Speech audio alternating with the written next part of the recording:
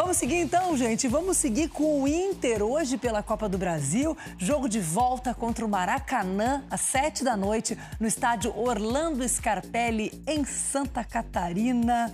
E quem tem boas lembranças desse retorno a Santa Catarina é esse cara aqui, Wesley. Quem sabe não vai ser uma chance do atacante desencantar nessa temporada. Quinta-feira é dia de TBT, de visitar momentos marcantes do passado, comemorar o encerramento de ciclos difíceis e, por que não, torcer pela volta dos melhores dias. O futebol é muito cíclico.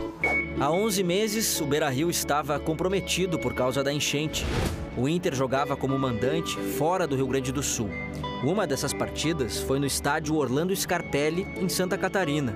Vitória por 1-0 sobre o Corinthians, com esse gol aí. E que baita de um gol do Wesley! Protagonista no ataque, Wesley foi o artilheiro colorado em 2024, com 13 gols marcados. Já que ele fez gol em 24 e virou um dos protagonistas do Inter, se imaginou que em 2025 ele faria igual ou melhor?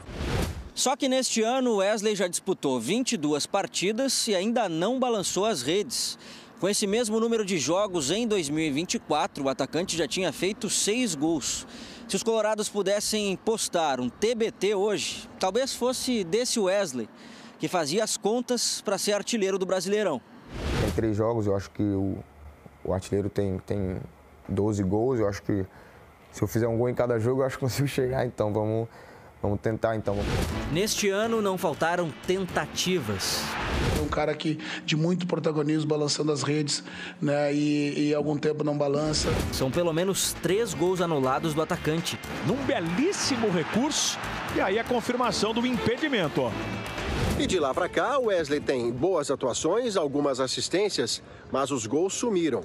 Eu tenho certeza que ele está treinando fundamento mais do que nunca, em busca do tempo perdido ou dos gols perdidos. E só o trabalho dá jeito, nada mais. Sem tempo para pensar no passado, o Inter retorna hoje à noite ao Orlando Scarpelli. Joga por um empate para avançar às oitavas de final da Copa do Brasil. A gente pensa um jogo de cada vez, troca o chip da competição, temos uma vantagem e vamos buscar a classificação. Um bom momento para reencontrar dentro de campo aquela melhor versão. Jogadaça, fintou a marcação, pode fazer um golaço! Pode fazer um golaço! Uma bucha, um baita gol! Gol! Quem sabe essa melhor versão aparece no Orlando Scarpelli de novo, né? Quem tá lá para acompanhar tudo em sua melhor versão de óculos é Fernando Becker, que vai conversar com a gente, trazer as informações do jogo de hoje. Oi, Fernando, boa tarde. Boa tarde, Alice, tudo bem? Boa tarde a todos aí que acompanham o Globo Esporte. Estou aqui desde as 11 horas no Orlando Scarpelli, já estou vendo muita movimentação de funcionários aqui tentando deixar o estádio pronto para o jogo de logo mais às 7 horas da noite, Maracanã e Inter. E sempre é bom lembrar, né? O Internacional tem a vantagem por ter vencido o jogo de ida por 1-0 e o Inter joga hoje por 2 resultados: empate ou uma vitória simples, 1-0, 2-1, 3-2. Enfim, em relação ao time que vai a campo, Roger Machado tem uma dúvida. Ele pode poupar o goleiro Antony. Ele está com uma lesão constatada na região das costelas, né? Ele sofreu uma batida ali. Mesmo assim, jogou contra o Mirassol e, pela necessidade, pode ser que jogue hoje à noite também. Caso o Roger decida poupar o titular Antony, o cotado para assumir a posição é o Ivan, já que o Rocher está se recuperando de uma fratura na mão. O Ivan não atua desde o ano passado, rompeu o ligamento do joelho no seu primeiro jogo pelo Inter. Foram 10 meses de recuperação. Vamos fazer então aquele exercício de ver a provável escalação do Inter para enfrentar o Maracanã? Como falamos aí, a dúvida é no gol, né? Antony ou Ivan. O Aguirre na lateral direita, Vitão pode ser poupado e Rojo daí aparece na zaga junto com o Vitor Gabriel, que está retornando.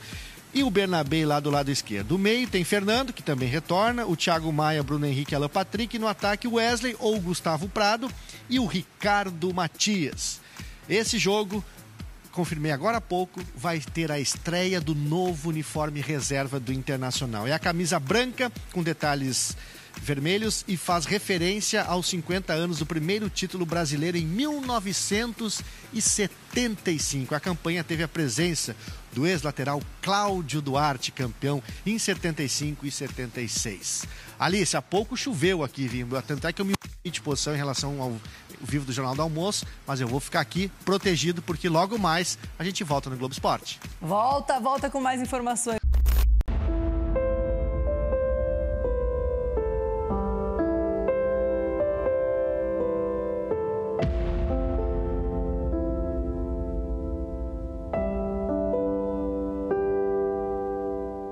Em maio de 2024, nosso estado enfrentava um cenário que ninguém jamais imaginou viver por aqui.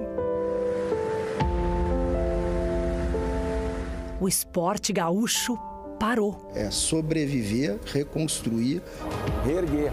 Há um ano, nós somos a primeira equipe de jornalistas a entrar nos centros de treinamentos dos clubes para revelar os estragos provocados pela enchente. É um lugar muito importante para a história do Inter, para o dia a dia dos jogadores colorados, de todo mundo que trabalha aqui no clube. Então vamos lá, vamos embora. Para chegar no centro de treinamentos do Grêmio, que fica na zona norte de Porto Alegre, a gente está saindo da zona sul.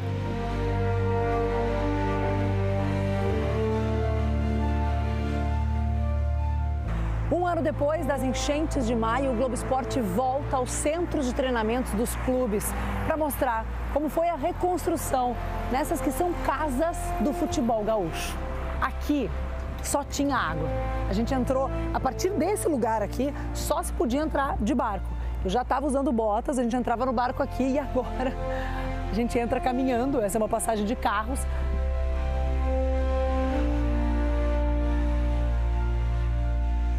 Para chegar ao centro de treinamento Luiz Carvalho, do Grêmio, na zona norte de Porto Alegre, a gente também precisava ir de barco. No ano passado, a gente não conseguia chegar até aqui, porque essa avenida que traz até esse local, ela era rio, só tinha água. Se agora tem torcedores aqui na frente, esperando a entrada e saída de jogadores, no ano passado o cenário era completamente diferente. A gente chegou andando por um portão que fica lá do outro lado, depois de ter percorrido um longo trajeto de barco para chegar ali. Na época, quem nos recebeu foram os dois seguranças que estavam ali protegendo há dias o lugar, sem água, sem luz, mas com a companhia dessa turminha aí especial.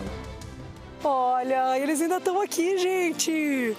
A tua casa, né, cara? E eles estão o quê? Vem cá ver. Na paz e na tranquilidade de quem agora sabe, ó, que não tem água, ó, não tem com o que se preocupar. Tá lá na caminha dele. Há um ano, o temor no centro de treinamentos do Inter era a perda total. Embarcados, os funcionários tentavam resgatar alguma coisa. Quase tudo estava submerso. E aqui no CT foi 100% das estruturas foram atingidas, né? Nós reconstruímos praticamente todo o CT, parte, né, também importante, todo o parque gigante, parte importante desse patrimônio. E isso, sem dúvida nenhuma, fez com que a gente tivesse que redobrar os esforços. Aqui, nessa altura, a água tapava até aqui. Então, o povo estava debaixo d'água. E hoje a gente está aqui, andando com a grama verde do lado da placa. Na academia, os jogadores tinham certamente uma vista privilegiada para o rio. Só que agora tudo é rio. Esse espaço foi totalmente reformado, as janelas que iam até o chão subiram, inclusive como precaução, caso a água venha de novo. E o que era tudo rio agora voltou a ser uma vista para o rio. No CT do Grêmio, a altura da construção foi o que salvou grande parte da estrutura. A parte dos vestiários, sala de imprensa, academia, ela foi toda construída um pouquinho mais alta, justamente porque essa é uma região que alaga.